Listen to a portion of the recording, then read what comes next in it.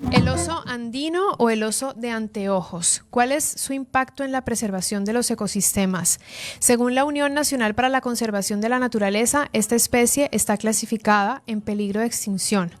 Más detalles de esto nos los va a poder compartir Rodrigo Cisneros Vidal. Es docente e investigador con 21 años de experiencia en docencia universitaria y él está trabajando con una investigación desarrollada por la UTPL sobre este oso andino, una especie que habita en los bosques andinos y páramos de este país. Así que, Rodrigo, bienvenido. Qué gusto conversar hoy en nuestro programa. Qué gusto, muy buenas tardes. Estoy a las órdenes para cualquiera de sus consultas. Bueno, estaba revisando la importancia del oso andino en términos de ser uno de los dispersores de semillas por excelencia. Y quiero entender los beneficios y el aporte a los diferentes ecosistemas de esta especie y también entender por qué está en peligro de extinción. Bueno, el oso andino es una especie conocida como especie ingeniera de ecosistemas, ¿de acuerdo? Ese es un término que hace literalmente referencia a un efecto de construcción. Dado su volumen, es el mamífero más grande de los Andes, ¿no? Entonces, el volumen la biomasa que ocupa un oso, tanto un macho como una hembra, aunque la hembra es mucho más pequeña, y el efecto de la población de osos en los ecosistemas andinos, utilizando los recursos naturales de los Andes, para que tengan una idea, más de 150 especies distintas han sido reportadas en el alimento de los osos, especialmente estas especies son plantas, hace que tenga ese rol constructor de ecosistemas, dispersando semillas, como bien lo ha mencionado, también aperturando claros, porque el oso viene a ser como un pequeño bulldozer, pero no solo de la parte baja de los ecosistemas, de lo que se conoce como el dosel inferior o el piso de los bosques y páramos, abriendo claros, desgarrando plantas para consumirlas, plantas fibrosas como las bromelias, achupayas, huicundos, sino de los árboles. Es un gran trepador y entonces abre claros en los árboles, y esto permite pues que haya una dinámica de ingreso de luz, por ejemplo, que es algo que se discute menos, pero es también igual de importante. Entonces, todas estas características de gran volumen, un gran territorio de acción de los osos, más de 2.000, 3.000 hectáreas, dependiendo de la calidad de los recursos que hay en cada sitio, hace que el oso sea, como hemos dicho, un constructor de estos ecosistemas, un mantenedor de estos ecosistemas. Cuando decimos que está en peligro de extinción, estamos hablando de una población de aproximadamente ¿cuántos? Más que, bueno, los datos poblacionales son referenciales. En realidad no tenemos en el rango de distribución un dato certero del censo de la población, ¿de acuerdo? Entonces la UICN, que es la Unión Internacional para la Conservación de la Naturaleza, da a los investigadores otra estrategia quizás cercana, o una aproximación para calcular ese estado de conservación. Entonces, esta aproximación es estimar cuánto hábitat se ha perdido. Y efectivamente el oso andino ha perdido gran cantidad de su territorio originario de distribución. Los bosques y páramos andinos han sido transformados a zonas de cultivo, a ciudades, a zonas de infraestructura humana. Entonces eso ha eliminado territorio oso, evidentemente, y ha hecho que, para que tengan una idea, más o menos la mitad del territorio originario, si se quiere, de los ecosistemas originarios andinos han sido transformados a otras formas de uso humano.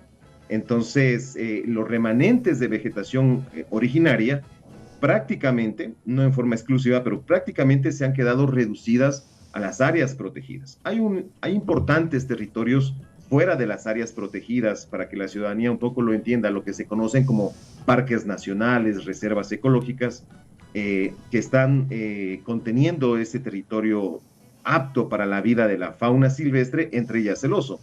Pero todavía quedan también otros territorios que están bajo el manejo, por ejemplo, de comunidades, de municipios, muchas veces, que también están buscando figuras de ese manejo más sostenible. De todas formas, si perdemos más de la mitad del territorio, podríamos hacer una especulación de que más o menos esa mitad de espacio y esa mitad proporcionalmente de población originaria quizás se ha perdido. Hay datos especulativos de unos 3.000, 4.000 osos, dependiendo de las referencias de densidad que hay en ciertos puntos a lo largo del área de distribución, en este caso de Ecuador. De todas formas, es preocupante, dado la cantidad de hábitat perdido, está categorizado como vulnerable, es decir, para que sea un poco más didáctico, hay dos pasos más, dos categorías más para declararse extinta una especie. Entonces no está al borde de la extinción, pero los datos también de presión que hay sobre el hábitat y sobre la especie, por ejemplo, por cacería, sí nos ponen en preocupación a la gente que estudiamos esta especie. Bien, eso me lleva entonces a dos causas claras. Uno es la pérdida del territorio, digamos, de su propio ecosistema, y el otro es la cacería, que lo acabó de mencionar Rodrigo, y ahí llegan mis preguntas. La pérdida de su propio ecosistema o de las tierras es por incendios, por tala, ¿por qué? Sí, la transformación es el proceso histórico de colonización, ¿no es cierto?, de los territorios para convertirlos en áreas agropecuarias en general. Buena parte de ese territorio, sobre todo en el andino, lo agropecuario es más bien territorio ganadero, es decir, pecuario para ganado, para crianza de ganado vacuno. Entonces, por ponerles como referencia la región sur donde yo vivo, porque la investigación, dicho sea de paso, a la que hizo mención al inicio, es en realidad un trabajo colaborativo entre varias instituciones, no solo es la UTPL, sino que nos hemos unido con la Universidad de San Francisco, con el Zoológico de Quito, para integrar datos y hacer un análisis sobre todo genético de las poblaciones. Pero bueno, para entender un poco el contexto de por qué se destruye, ha sido transformación principalmente a una ganadería extensiva. La ganadería extensiva es un tipo de ganadería en que no se optimiza el territorio demasiado, sino que se va eliminando vegetación nativa para establecer pastos. Y las densidades del ganado son relativamente bajas en general.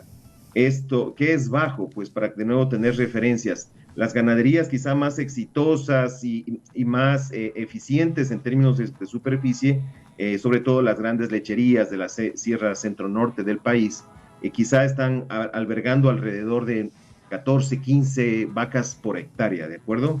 La ganadería extensiva, en contrario, puede llegar a valores de quizá ni siquiera una vaca por hectárea, media vaca por hectárea, es decir, 2 hectáreas para dar de comer a una vaca. Eso es muchísimo territorio convertido a una actividad que no termina no siendo tampoco rentable, porque ese es un gran drama, digamos, ¿no? Hay gran territorio convertido a pasturas que no son una solución económica para la gente. Entonces, un gran reto para los administradores de la actividad agropecuaria, pero también para los administradores de la biodiversidad, es encontrar este equilibrio y este balance de vamos a hacer más eficiente la ganadería existente y vamos a restaurar hábitat, reducir cantidad de territorio para igual o incluso mayor cantidad de ganado, y restaurar ese hábitat que dejamos de ocupar para convertirlo nuevamente en bosques. No nos olvidemos, y la ciudadanía debe recordar, y hay que insistir en este mensaje, son de los bosques y de los páramos de donde todas las ciudades tomamos el agua para vivir, y ese recurso es inevitable. No podemos vivir sin agua, ninguna especie, menos los humanos. Entonces, ese es el gran reto que tenemos por delante. Sí, estamos conversando con Rodrigo Cisneros Vidal, él es docente investigador. Él nos está compartiendo una investigación realizada en colaboración con otras organizaciones y con la UTPL sobre el oso andino, también conocido como oso de anteojos, para quienes apenas se conectan y están preguntándose cuál es el tema. Él nos habla de cómo este oso es una especie de ingeniero de ecosistemas, así es conocido, es constructor de ecosistemas. Se caracteriza por ser dispersor de semillas por excelencia. Sin embargo, la Unión Nacional para la Conservación de la Naturaleza ha clasificado esta especie en peligro de extinción.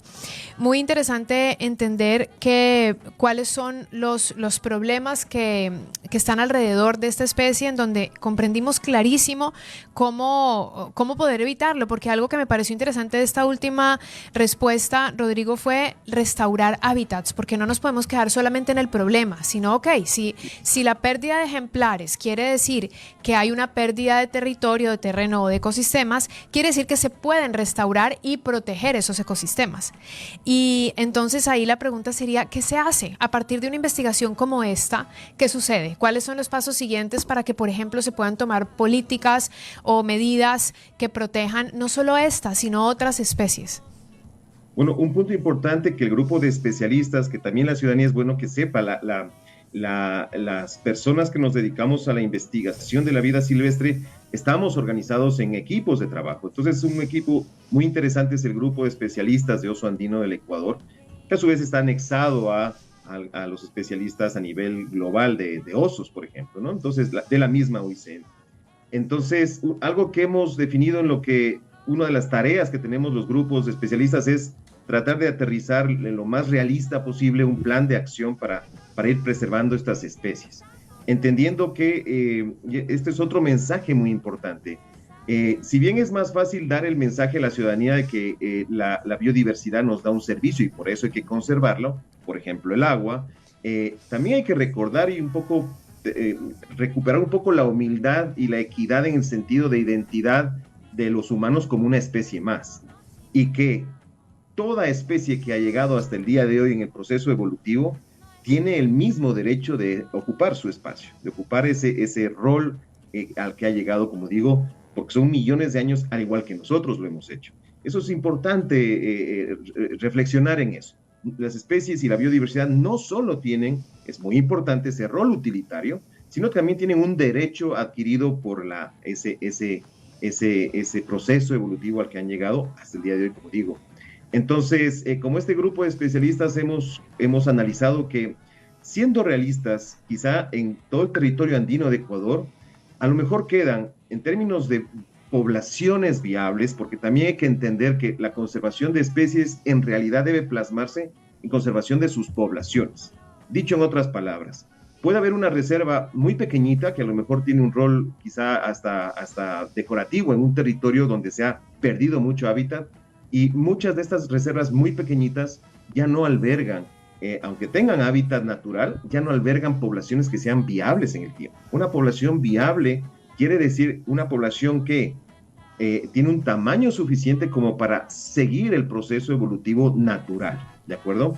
Entonces, esa condición de viabilidad se alcanza una vez que se llega a números grandes. Números grandes significa, como hay un nivel mínimo de seguridad sobre los 500 individuos, la población, estoy hablando de cada población, porque el país y los territorios están conformados por subpoblaciones, ¿no es cierto? Entonces, estos grupos poblacionales en conjunto van construyendo una población más grande, vamos a decir. Entonces, estos subgrupos poblacionales en el Ecuador quizá quedan alrededor de 4 grandes núcleos, más o menos distribuidos en forma equitativa desde el norte, centro y sur del Ecuador. Entonces, el gran reto que nos hemos planteado es ponernos como mínimo la meta de que esos 4 grandes bloques de hábitat que contienen poblaciones viables todavía se mantengan. Y no solo se mantengan, sino que también estén conectadas espacialmente. Esto quiere decir que entre ellas, así haya actividad humana, debemos propender a construir corredores biológicos que permitan que sea una especie de imitación cercana a lo que tenían como flujo originario natural antes que los humanos convirtamos ese territorio. Ese sería como el gran objetivo del plan de acción. Muy bien, muchísimas gracias a Rodrigo Cisneros, docente investigador, quien nos ha puesto a través de la temática de la investigación del oso andino sobre la mesa otros temas como, por ejemplo, la restauración de hábitats, cómo los ecosistemas nos proporcionan servicios ecosistémicos, valga la redundancia, como el agua, que aunque sea tal vez repetitivo este beneficio, creo que es el que tal vez hace clic en la mayoría de las personas, Rodrigo, desafortunadamente, ¿verdad? Porque el primario debería ser entender que es una especie más como nosotros, pero el secundario, que es el de ofrecer los servicios, es como el más popular. Entonces digamos que de ese hay que engancharse un poco para que entendamos que hay que proteger las especies, a pesar de que el primario es respetarnos obviamente entre todos como especies, porque así como ellos tienen su función principal de ser ingenieros de los ecosistemas, pues si no están ellos, hay un desorden en ese ecosistema que nos viene a afectar a nosotros, que también es la otra parte, ¿no? Pero yo te agradezco muchísimo esta conversación. Me gustaría saber si alguien quiere acceder a esta investigación, si es que está disponible en algún sitio. Sí, está. Yo les puedo pasar el enlace de descarga. En la revista donde está publicado se llama Scientific Reports. El autor principal es Darío Cueva, que es un ex estudiante de la Universidad de San Francisco, bajo la coordinación de la doctora María de Lourdes Torres, que han tenido, pues, Darío, primero hay que resaltar que el gran aporte de Darío es que aterrizó, y eso hay que también resaltarlo porque es un aporte a la ciencia ecuatoriana, y es explorar marcadores moleculares, marcadores genéticos para nuestras especies. Durante todas las investigaciones genéticas del oso andino, se las había venido haciendo utilizando marcadores de otras especies de osos, de acuerdo al oso negro americano, el oso grizzly, el oso polar incluso, y ahora el salto que da el trabajo previo de Darío, porque esto lo viene haciendo desde hace algunos años, es definir y establecer marcadores propios. Eso ha sido como pasar, por hacer una metáfora, de ver la diversidad genética con una lupa a pasar a verla con un gran microscopio, por decirlo de alguna forma. Entonces, ese aporte es muy importante. Ahora nos ha permitido ver que las poblaciones de Ecuador, al menos de lo que estos primeros datos nos muestran, porque solo hemos juntado datos del sur de Ecuador y del norte de Ecuador, pero es interesante el animar al resto de investigadores a que se haga más trabajo colectando material genético intermedio. Pero ahora sabemos que al menos la población andina de osos de Ecuador está dividida en dos grandes grupos, al menos en dos grandes grupos, está muy clarito, y eso nos obliga a tener planes de gestión para esos dos grandes grupos, ¿no? Entonces, eso también es un valor interesante del aporte en términos de investigación, ¿no? Claro que sí. Muchísimas gracias, Rodrigo. Bueno, esperemos poder conversar en otro momento sobre este tipo de investigaciones y otras que nos interesan en nuestro segmento dedicado a nuestra naturaleza y también a este programa.